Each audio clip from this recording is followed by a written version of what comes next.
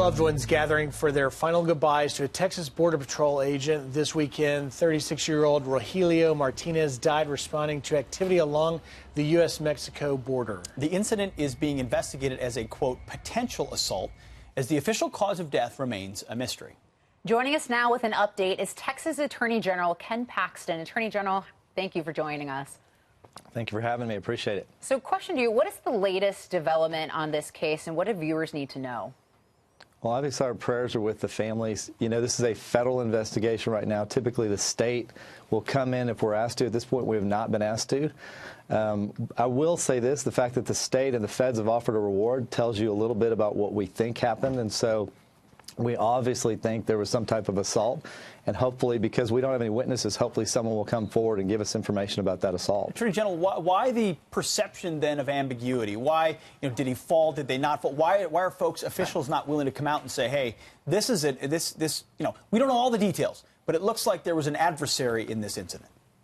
Well, it's typical of an investigation when they don't have all the information, especially here where there was no eyewitness. It's very typical for no information to come out until they actually have everything put together. So I'm not surprised, the media speculates, but I'm not surprised that we really don't have any information that's come out.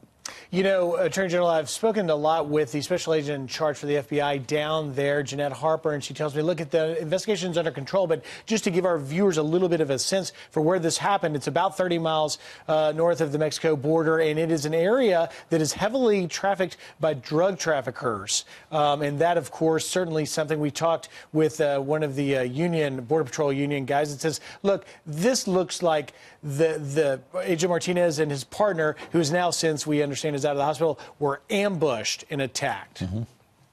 Yeah, I don't actually, even though the investigation's not over, it would not surprise me in any way if that's what happened. You don't usually have two border agents, one dead, one severely injured, just randomly falling. It's just very unlikely that's what happened. I'm very sure that we're going to find in the end that this was an assault by drug smugglers or somebody that shouldn't be in our country. And how frequent are incidents like this along the southern border?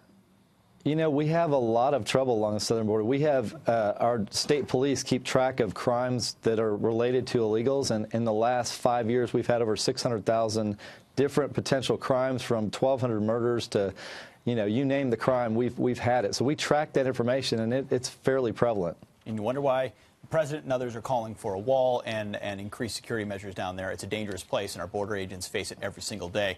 We want to get your point on another topic as well, Mr. Attorney General. An op-ed from the Clarion Ledger in Jacksonville, Mississippi, says that President Trump's sanctuary city crackdown is a, quote, miscarriage of justice.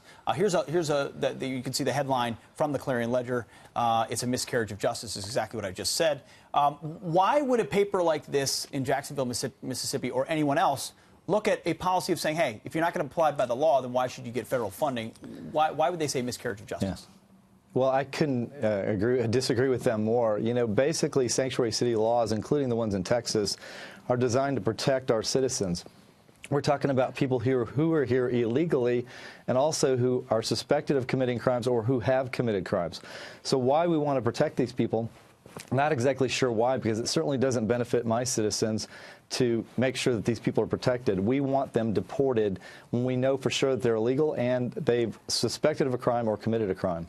Ken, why does the left want to give them a special status then? It's one of the most confusing things I've ever seen. I can't find a justification. I haven't been given a justification other than they'll change the narrative to claim that the laws are doing something different than they are. But when you actually ask them about what the law is doing, they can't typically defend it.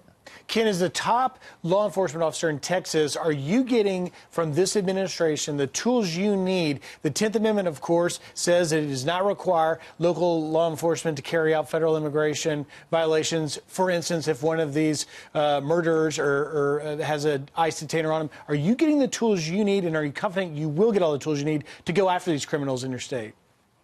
Yeah, this president has done more to protect us from illegal immigration and from the crimes that we deal with in Texas than any other president. So not only does he talk about it in the right way, but we're getting resources. We're talking about the wall. We're talking about more border agents.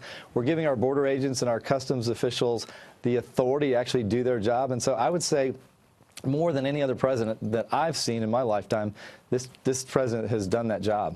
So proponents of sanctuary cities say that it allows for illegal immigrants to feel comfortable to step forward and share information. Obviously, you would know about this given your position. What are your thoughts on that, and what would you say to them? So, you know, in our law here in Texas, they specifically exclude people that are witnesses or victims of a crime. In other words, we can't ask about immigration status if they're coming forward. And so this narrative that somehow they're not going to come forward, the law specifically in Texas excludes them. So it's a fake argument. I mean, ultimately, they're building a straw man to knock it down.